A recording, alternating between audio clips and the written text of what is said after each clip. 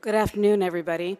Please come in and take a seat, and welcome to our session this afternoon on how today's media can prepare for the crises of tomorrow. We want to thank you all for taking the time to join us. I'm Dr. Ann Hollifield. I'm Professor Emerita at the University of Georgia in the United States. I'm a media economist and management specialist, and before I became an academic, I was a journalist and newsroom manager in both television and newspapers for 15 years. And today I work as a senior research consultant for DW Akademie on global news media viability projects around the world. My colleagues are Mr. Soe Mint, who's coming to us from Southeast Asia. Soe is editor-in-chief of MISMA in Myanmar. We have also Irina Vidanova, co-founder and CEO of CityDog in Belarus, and Salam Omer, who is the former editor-in-chief and now senior advisor to Kirkuk Now in Iraq. And in just a few minutes, my colleagues are going to be sharing with you some of their experiences and advice from having managed their news organizations through all kinds of crises and in some cases disasters going forward, and hopefully you can take that away. But I'd like to begin by sharing with you a project that DW Akademie did last year that we hope you will be able to take away with you and put to use in your own news organizations.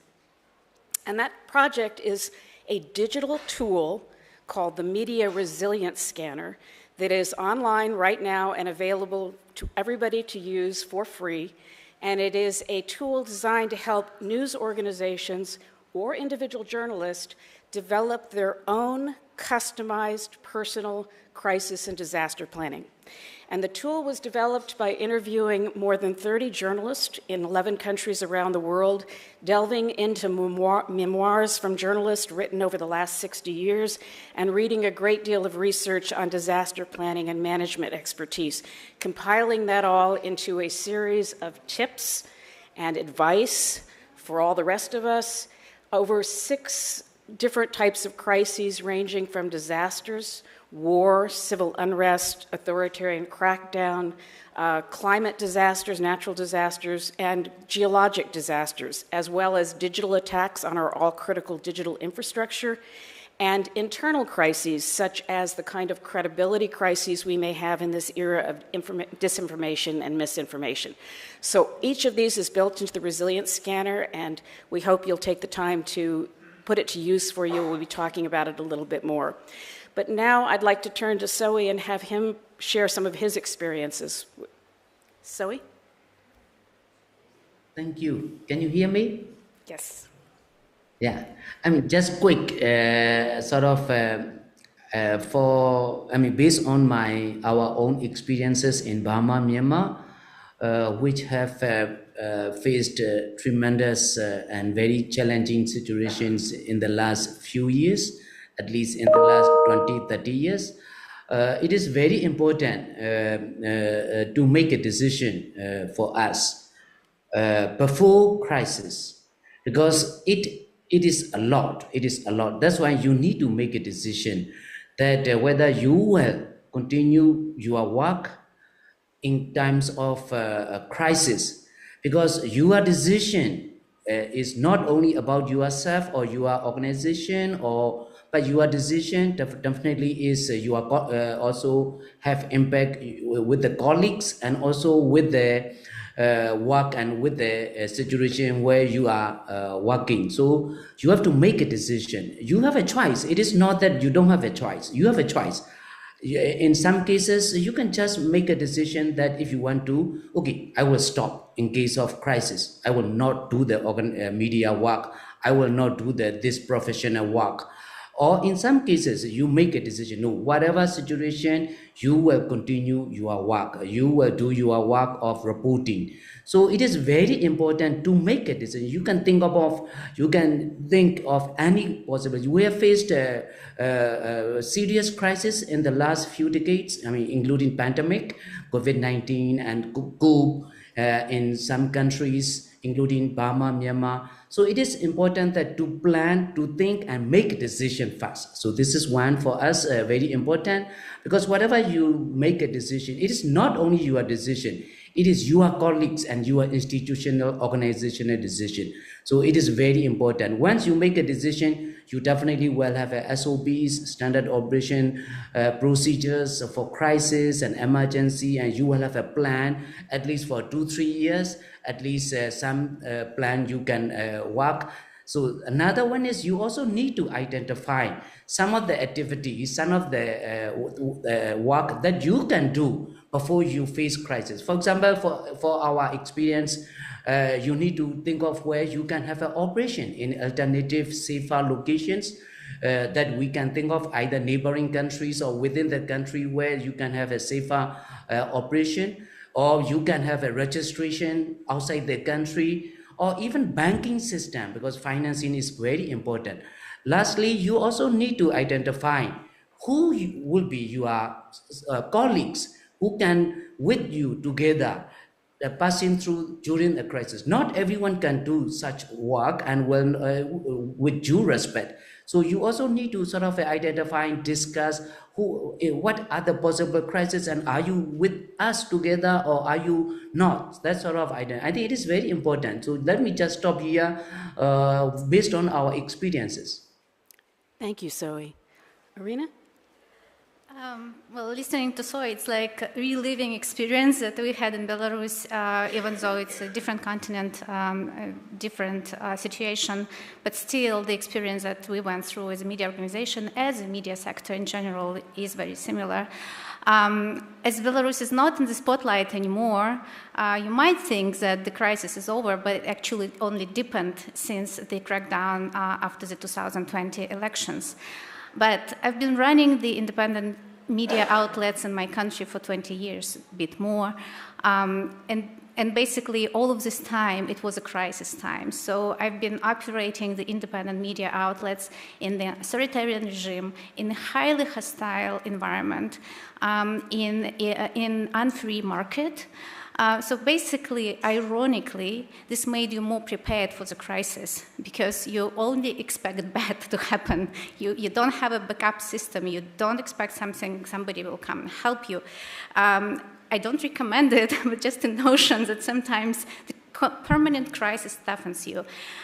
So when we were approaching the elections in 2020, it was in the air. After 7-8 years of relative thaw in Belarus, it didn't become democratic or free, but it was freer than before.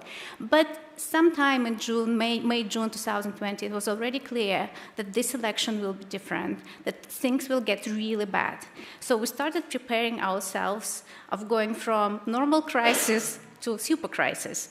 So we could prepare ourselves for certain things, like we could anticipate knowing the logic of the regime, the shutdown of the internet, the raids of the offices, the arrests of the journalists, the blocking of the website.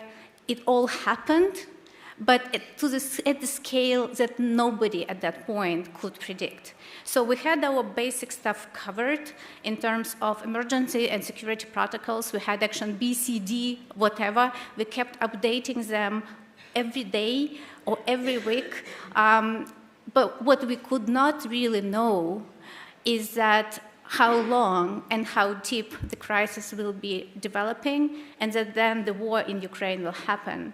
So for many Belarusian media and media outlets, it also meant double immigration.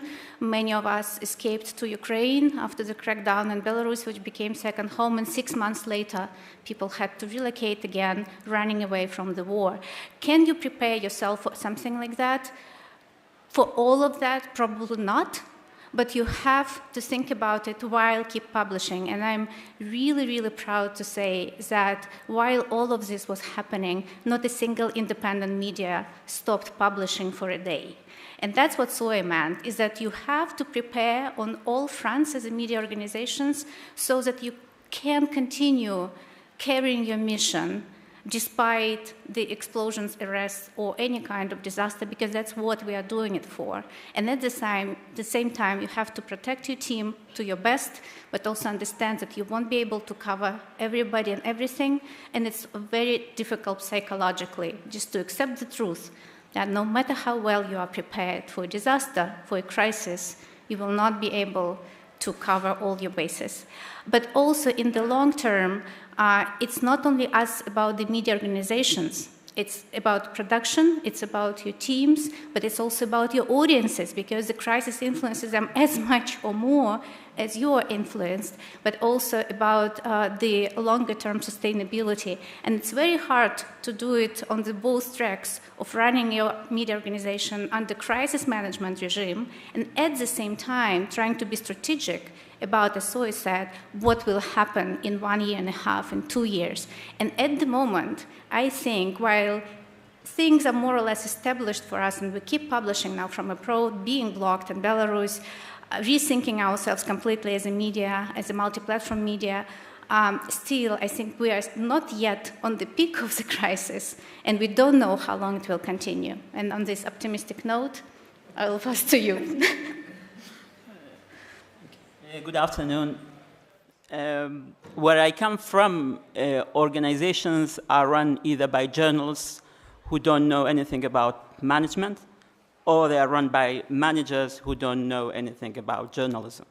And I have been through this. I've worked for small, medium, big news organizations, and that's the same characteristics I have experienced throughout all of them. And then this trend could be applied to media organizations across the Middle East. So we don't know we are in a crisis until the journalist is arrested. We don't know we are in crisis until we run out of money. We don't know we are in crisis until the website is blocked. And that's the problem we are suffering from, because there are no clear structures and there are no policies in place to respond to that. And I totally agree with the notion that crisis planning should be done before the crisis. You cannot have crisis planning during the crisis.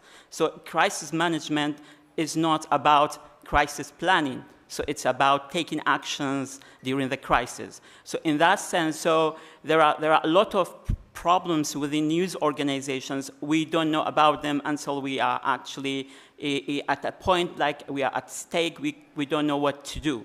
So in the past, actually, what we do in such cases, actually, we do it by heart, actually. We do it intuitively. So we just respond randomly, and we don't know whether this is a right step to do or not, actually. So that's why having a plan in beforehand, this is very, very important. And we have been in cases, for example, I have been the editor-in-chief with a team of 30 journalists, actually, when ISIS advanced to our areas that we cover. So we have to have a plan beforehand to deal with those issues, actually. In fact, we didn't have a plan. Actually, we used our intuitions, actually, to talk to the journalists and use the best way, actually, to rescue them. For example, relocation, evacuation journalists is very, very important. Even one message can mean the end of the life of the journalist. During the protests in Baghdad, I was actually like a volunteer working with Free Press Unlimited on an emergency support fund. Actually, many journalists and activists contact me from Baghdad. So no news organization throughout those 2 years contacted me to say, we have a plan, we have crisis, our journalists are in danger. Unless we are in crisis, the journalist is in danger, and then he personally or a member of the family contacts other news agencies or news organizations to come and jump in. So that's why I think what we have done in the past, at least in the region we have done, is not actually up to the developments and the challenges and the risk we are going to face in the future. That's why something like a scanner, it has been produced, is very necessary. Zoe, Irina, and Salam are very unusual in the world of news management. A study of news organizations in the United States that I grant you is about 20 years old showed at that time only about 20% of news organizations had a formal disaster or crisis plan in place, and most of the managers who said that they had one had no idea where to locate it and had no idea what was in it. And just a year or so ago, we did a survey in Kenya, and just under 50% of the news managers in Kenya that we surveyed said that they had a disaster plan or crisis plan, and another 13% said they had no idea whether their company had one or not. So we are dealing, and I know that when I was a newsroom manager, we did not have a crisis plan, never even crossed our minds. So the question is, why are people like Zoe, Irina, and Salam so unusual? And there are actually some very good explanations for that. The first is because as news managers, we're human. And human beings are neurologically hardwired to believe that nothing bad is going to happen to me, maybe to all of you, but not to me, right? And so it allows us to give ourselves permission to not plan, because to plan means that we have to start believing that it might actually happen to us. The second reason is obvious to all of us. It's a matter of time and resources. To plan and prepare, you have to invest time and resources to get the equipment, to set up the systems, to do the training and what have you. And in news organizations around the world today, we are incredibly resource strapped. And in the scanner, you'll find a lot of very low cost, very simple things to do that can make a huge difference. So, you can pick and choose what work for your organization. And the last reason is because we're journalists. And neuroscience and psychology tells us that the more you are exposed to something, threat and risk, the more it changes the chemistry of our brains and dulls our brain's ability to send out risk signals.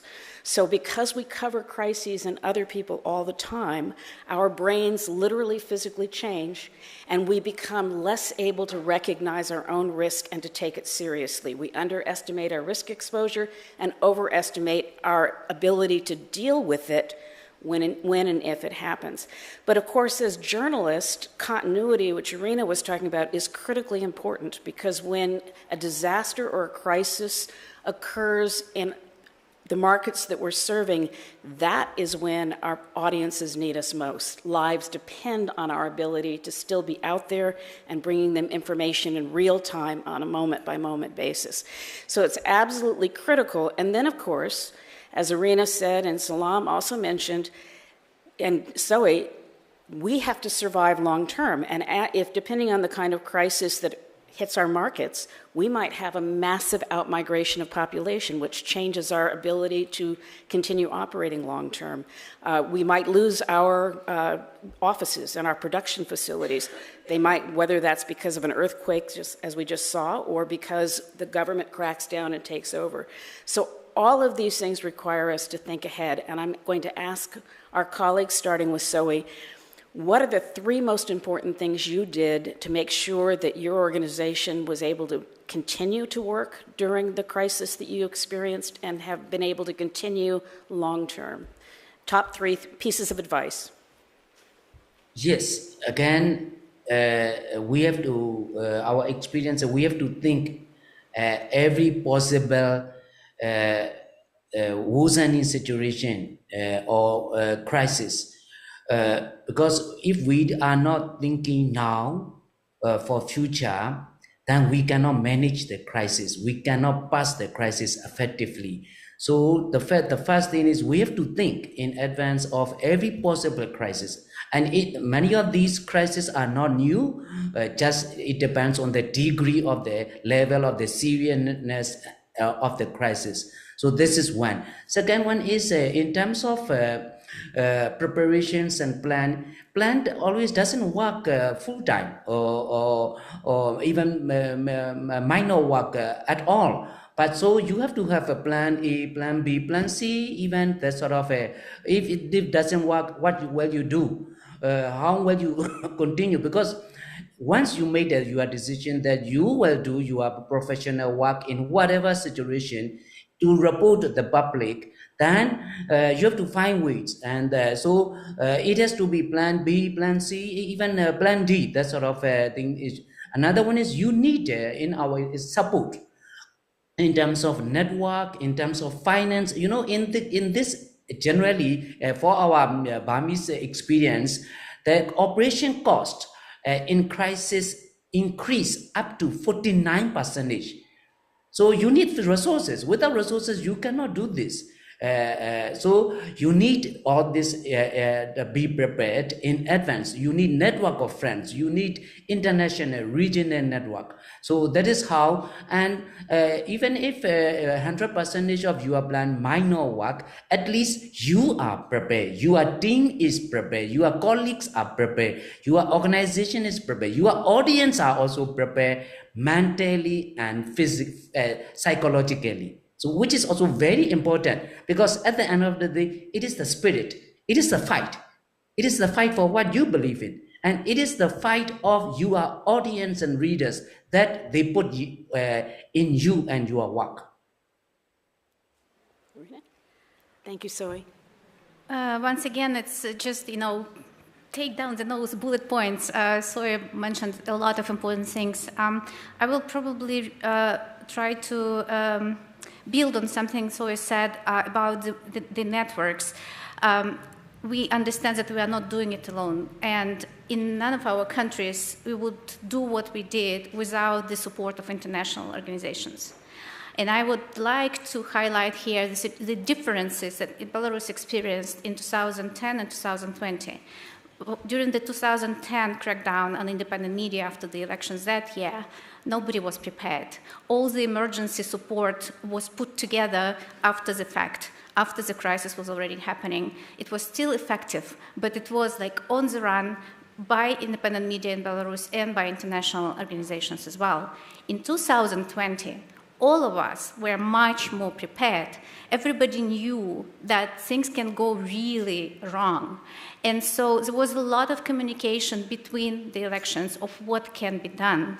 And I should say and thank international organizations to help us to continue publishing and to continue working with emergency support, but also with longer-term support. And I would call on not giving up or not lifting up this support, because I understand the crisis migrates, it happens in different places, the resources are limited, but it's really important in the long run. But it's not only about the international networks. I think it's very important that there are structures and networks and peer-to-peer learning within the media sectors in the countries. And that's one of the success stories of Belarus, because we were working in such a difficult situation for such a long time, we actually built those networks, we built the expertise, we know each other, we also build structures, technological ones as well, of how to quickly coordinate the solidarity, but also real help. When CityDoc's website was blocked, and it happened to us as we are non-news media, it happened to us a bit later than to others, so the news media knew about crisis management on this side more technically as well. So we actually needed one very specific technical expertise. And I reached out to my international partners and I reached out to my peers in the media sector. And I got the reply in 1 hour, a solution in 1 hour from inside of my network, and some ideas from international partners 2 or 3 days later when we already built a solution which we needed. So I just think that it's extremely important, not just about solidarity, but about how we can help each other within the sector. And I will also maybe say a few words about, we talk a lot about media organizations, crisis management, but what I have been observing and observe until now is the changes in the audience and how you have to deal with it, because you do it for your audience. So with Belarusian audience in general, the estimate is that 200,000 to 300,000 people emigrated from the country, fleeing from repressions, and repressions continue. For CityDoc's audience, which was very targeted to Minsk audience, so we are like Minsk creative class targeted media. So I would say that like 70% of our audience actually left the country. So it's been very niche, very kind of, like reachable audience in every way, and now it's fragmented everywhere. So we had to rethink ourselves of how do we move from being a web-first media, which is now blocked in the country, to a multi-platform media brand, so that we can still reach out to the audience inside of the country, circumventing the blocking, but also the toxic environment that the government created for social media, and we managed to do it, but also how to unite our audience, how to become this platform where people can connect, because our audience goes through the same psychological and physical suffering as we do. So we have to provide support. One of the responses was to actually launch a special project on psychological support to Belarusians. And this became one of the most successful and popular things we've done since the beginning of the crisis. So the audience changes, their needs are changing, they relocate geographically, but they also migrate to different platforms, depending on what happens to them in the country outside. And you have to watch it all the time, and you have to adjust all the time if you want to serve your audience. So I think I will stop here, and Salam, up to you again. Yeah, so advices, like journalists always love to give advices, and they're, they think they're always right, and that's one of the problems when it comes to crisis management, because they don't know that the threat is coming. Actually, they don't see, they're not open. So one of the good pieces of advice is to be open, especially media managers, to open to what's going on around them, especially inside the organization or outside the organization, especially. We are expecting harsh, more hostile environments coming from the bad guys rising to power more again and again. So that's I think one important point is to be open to what's going on around you, inside the organization and outside the organization. For us, that helped us a lot, actually, because we have a good network. We have a good network outside the country and inside the country, so we listen to our partners, to our audiences, and also to authorities also, how they respond to different problems within the areas actually we cover. Another important issue for us, it was adaptation, actually, because we live in very disputed areas, conflict areas, so we have to deal with different actors, security, state, non-state actors. So adaptation to that is very, very long. Since the establishment of our news organization, we have not been in the home areas we cover. We have been outside those areas. We always had another newsroom actually hired, and we actually partner with a news organization from the areas we cover. So if you are pressured from one place, we move to other place. Actually, we actually registered in 2 different places within the same country, actually, to adapt to that. And also so adaptation to the situation is very, very important. We report in areas, actually, there's one town, there are 8 security actors. So we have to deal with 8 security actors if you want to report about something. That's one. In other areas, actually, there are 12. So adaptation is very, very important to what's coming and what's going on around journals and news organization. The third one is actually, for us, it was like objective reporting saved us in many, many occasions. So adaptation is important without compromising the basic principles of journalism, because we live in a world that actually is full of hate speech against minorities and those issues, because our priority was reporting about minorities, IDPs, and also refugees during the advance of ISIS to many parts of Iraq. So for us, objective reporting saved us a lot, actually, with conflicting parties, with the government, and also with different minorities who have forces, who have media platforms and things like that. So these 3 things, actually, adaptation, openness, and also sticking to the principles of fundamental journalism, actually helped us a lot. Thank you. We want to make sure that we leave plenty of time for questions and conversation, since I'm sure that we can learn as much from you as hopefully we've been able to share with you. But let me ask my colleagues to confess. What's the single biggest mistake that you have made, the things that you would tell our audience, don't do what I did? Zoe, was there a mistake that you regret, that you do differently if you had it to do over again? Not really, but it is a lot of life. It is a lot of people's life. It is not a regret, or it is not mistake, but it is the lesson, and we should be very serious about this. In cases like, for example, Burma, Myanmar, it is not a question of your own life. It is a question of your family's life as well.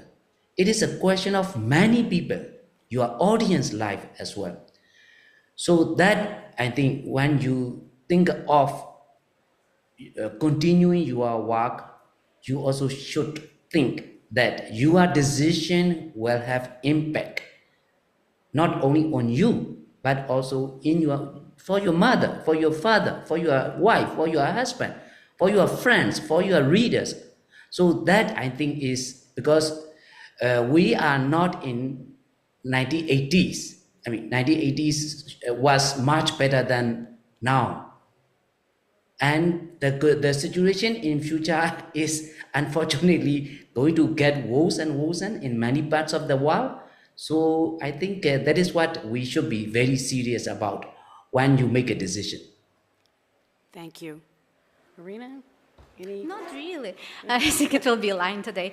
I can't really think of something that, like a big mistake made. I'm telling myself I should have listened to my editor-in-chief, who was more paranoid than me, which brings me to the point that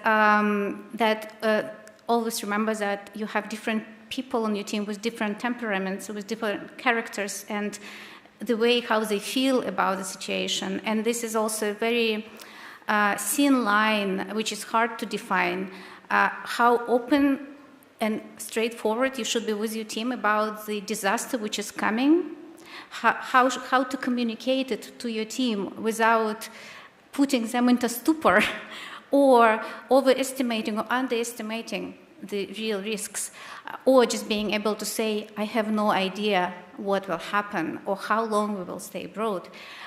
This is very hard psychologically. So I think one suggestions would be to think of not only emergency support from the start, but also psychological support. We are doing it now as integrated in the editorial policies. And it will have to be long-term. And the post-traumatic effect is true and real no matter what type of crisis you are facing, whether it's political or natural or war. It's really real, and it's very hard to see it affecting the people you care so much about. And this is something, again, which is now being discussed more than, let's say, 10 years ago. And it's also harder maybe for smaller media organizations which don't have resources, and now even not enough psychologists in Belarus or outside of Belarus who understand the context and can actually advise and counsel people. So this is something that is not probably a mistake, but something which I did not expect to have such a strong effect on my people and on audience as well. And I would add that in the resilient, we hear this a lot from the journalists we've worked with, that personnel management is a huge issue in crises because your personnel are not only out there covering, but they also have to take care of their own homes and property and families in the middle of a crisis. And then you have the post-traumatic stress disorder and the trauma issue as well. So all of that is built into the scanner. It's another reason to take a look at it, including for self-care. Salam? Might be miscommunication and also not having a backup plan, because when you don't have clear structures, you make a lot of mistakes. Like 2 years ago, we lost a case in court because we actually worked with a wrong lawyer. So actually we had a story. The journalist talked to a source within a hospital who is actually the manager of the hospital. So between the publishing the story and the day of the trial, the manager of the hospital died. So we didn't have a witness to work on that actually, and we lost it because actually we hired a long lawyer, because later we realized that if you had a different lawyer, if you have got the right person to talk to, if there is someone in the team and also structured, also communicated very well, we would have avoided that. So I think better communications and also, clear structures in place. Thank you. So we're going to show you a short video now that introduces the scanner, tells you where to find it, how to use it, and Salam has actually used it, so we're going to ask him for his response. So while our colleagues in the back will roll the video for us, there's also a report online that has case studies, some of which you've heard, but also delves into some of the background and how we did the report, and you can find this online as well. Media professionals who have experienced crises know you have to prepare for crisis. Long before military coup in Myanmar in 2021, MIZIMA has developed SOPs in case of crisis and emergency. We did not know when the military would stage a coup, but we were preparing ourselves to face such eventuality. They organised hiding places, set aside a budget, and found ways to publish and broadcast, although communication channels were blocked. Keeping a news organisation running during a crisis or disaster and keeping it financially sustainable is not easy. To help media managers assess risks and prepare to meet them, DW Akademie has created the Media Resilience Scanner. You can use the tool to create a crisis planning and operations guide customised for your news organisation. The Media Resilience Scanner was developed based on more than 30 interviews with news professionals, journalists and media managers around the world who successfully guided their organisations through crises and managed to stay viable. Begin by clicking on the Basic Planning link. The Media Resilience Scanner will guide you step by step through all areas of your organisation. Work your way through each major organisational function such as human resources, facilities, equipment, newsroom, technical and digital, and finance. Select the tips you think are most important to your organisation, assign responsibilities and define budgets. When you're finished, hit the Save and Return to Topic button and move on to the next section. Once you've finished your basic crisis plan, you should think about whether other topics are of concern. The Media Resilience Scanner also has a section on working in hostile environments, such as under authoritarian governments or in war zones. It can help you to protect your organisation from increasingly dangerous digital threats. And the Media Resilience Scanner can help you to prevent and deal with scandals that hurt your reputation. Finally, it has tips on how to keep your news organisation viable in the aftermath of a disaster that disrupts your organisation or your market. Important things to know about the Media Resilience Scanner are: you can use it free of charge, your data is protected, you save everything you enter to your own computer. An effective crisis plan needs time, but you don't have to do everything at once. One small thing at a time is better than doing nothing at all. In times of crisis, facts can save lives. The Media Resilience Scanner will help you to keep your staff safe and your news organisation viable when you are needed most. Thank you. So, Salam, you used it. What was your experience in using it? Okay. Yeah. Just briefly, because we went over. What's interesting about it is actually, I have it in front of myself. You can just easily print it out and, it's always ready. It's not a very complicated document. It's very easy to work on it. So what I have experienced with it with our team now is ready. Also, we're going to review it again very soon. It's very easy to use and very comprehensive. As you have seen, you deal with hostile, environments, digital communication, whatever, finances, whatever you want. This is very, very good about it. And it's very time-saving, and also there are also deadlines. For example, you want to do 3 trainings throughout this year. For example, you have to go this and to go back to it, and you have to check it, and you have responsible people actually doing this. So it's very crystal clear, and also who is doing what. This is very, very interesting about it.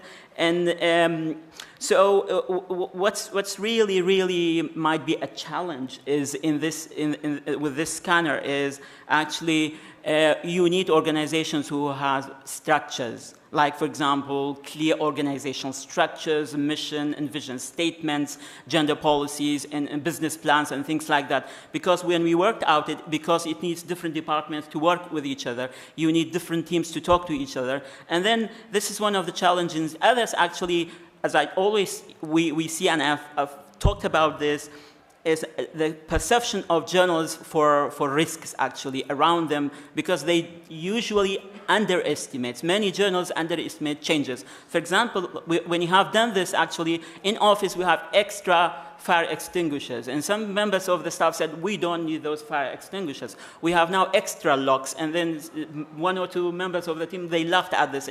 Why do we need extra locks, for example, in this situation? So I think overall, I encourage everyone to use it and try it. It's very easy, it's time-saving, money-saving, and you don't need many consultant media trainers and come into your office and give you advices, actually. And if you have a media boss like me who never thought about crisis planning. You as a journalist should probably go into this too, because there's a tremendous amount of information there about how you can prepare yourself to be safer in the field when things are going bad all around you. So the absence of an organizational plan, a personal plan, can keep you safe and alive and moving forward. Let's open up to questions. I'm sure that we have a few. Please. Thanks. My name's Chris from a company called Siltware Training. And one of the things I'm really interested in, I've been working in media security for a few years now, and I've only really just sort of cottoned onto this in the past few months, embarrassingly, is that we're pretty, as a culture, the media have got much better at risk assessment and doing things like crisis management planning, contingency planning. But I've kind of realized one of the gaps that seems to be missing is horizon scanning and forecasting, using a sort of a formulaic process, you know, so we avoid the cognitive traps where you've been through things before that make you do things the same way. And I'm wondering, you know, because, like, you know, for you in Myanmar, planning for a crisis where it's going to involve trying to pay staff in Myanmar from when you're in exile is very different to you in Iraq when you're trying to stay and deliver as ISIS come into the country. They're very different things, and I just wonder to what extent you now do use or would use something like a horizon scanning or forecasting, if that's something that you feel like you've got better at, or it's something that you feel like could be improved potentially. Does that make sense? Yeah, for me or Sui? Should I answer or? Yeah, all of you. Yeah, so to be honest, so this is very, very new for us because we have been through, so we each give our input, like more than 30 media managers, journalists around the world, and also Anne has been working on that, all structures. So it's very, very new for us. It has been like 3 months as we have been you know, preparing the document, but we see is if you look at, for example, when I go to external harsh environments, so I can choose between, you know, you have multiple factors who affect the organizations. So when you have chosen, there are certainly some factors who actually we share with some other organizations in Myanmar, but it's not actually set in stone because you have the freedom to choose between these factors. And then, so that's a very good suggestion also because we are monitoring that, so we write our feedbacks, and also we can also maybe in, I think 1 year is okay to go back and check what's going on with that. But for us, it was actually very, very important to have the document and have the freedom and also the technicality, and it is very, very important to go ahead with that. Anyway, just to say, like, you know, when ISIS came into Iraq, I think, you know, obviously there were indicators, but it wasn't just media who missed them, everyone missed them. So it's not like a criticism or anything, but it's just the benefit of hindsight and lessons learned, basically. That's all I'm sort of suggesting there. Yeah, we expected, but we misadministered this. So we knew that, actually. Even before the Kurdish referendum, we knew there will be clashes. But we warned everyone. And we still have on the website, we warned that there will be clashes. But we didn't think about ourselves. We thought about everyone. We warned everyone except ourselves. So we ourselves didn't have a plan. Can I say something? Please. Yeah, one is for with our Burmese experience, Myanmar experience. It is very important the experience of ourselves. Like I think we are very similar to situation like Belarus. People in Belarus, we have faced, I mean, different level of the degrees of the crisis. We have faced these. We have been facing this kind of crisis for many years, even decades, 5 decades, 6 decades, 4 decades. That sort of history. So I think what in those ups and downs situation, your experience is what is the most sort of indicators that you should be prepared, or you can be prepared, or you can share with others. So that is one. It is a kind of a situation that you are awake all the time, you are alert all the time, because you have faced similar, maybe different levels or degrees in the past, or you are facing this currently. Another one is, I think it is also important, I mean, as a journalist, we always say in our newsroom that, okay, we write the stories, we write the news, we write the features. It is very important to sort of understand pulse, I call it pulse of the people's audience. Because if we understand the pulse of the people's, the pulse of our readers and audience, we can also, I mean, it is not prediction or forecasting, but we can also be prepared what could happen. Because at the end of the day, the people knows, the audience know, in fact. So if you know the pulse of the people, so I think that's how, and so it is very important in the process, it is very important to document your experiences, because we might not be able to document it if we are not serious enough. Because in the crisis, it is up many times, it's a life and death situation. I mean, in case of Myanmar, it's a life, we currently there are shelling, artillery shelling and airstrikes going on in many of the areas where we are working. So, but it is important to document this, how you survive and you continue, so that it is an experience, can be shared and can be utilized for any future situation. Thank you. Arena, do you and your staff sit down and do horizon planning? And if so, how often? And what do you see on that horizon? Well, if anybody knows the horizon for Belarus, please tell me. But the thing is that just right after the crackdown in 2020, there were lots of different forecasts. None of it proved to be right.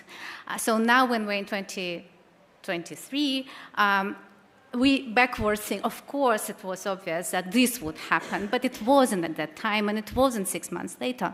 So I would say that probably forecasting, it's important, but it can be also counterproductive. Because, again, nobody really could predict what the war in Ukraine, how and when it will start, how long it will last. We still don't know. It's one of the factors.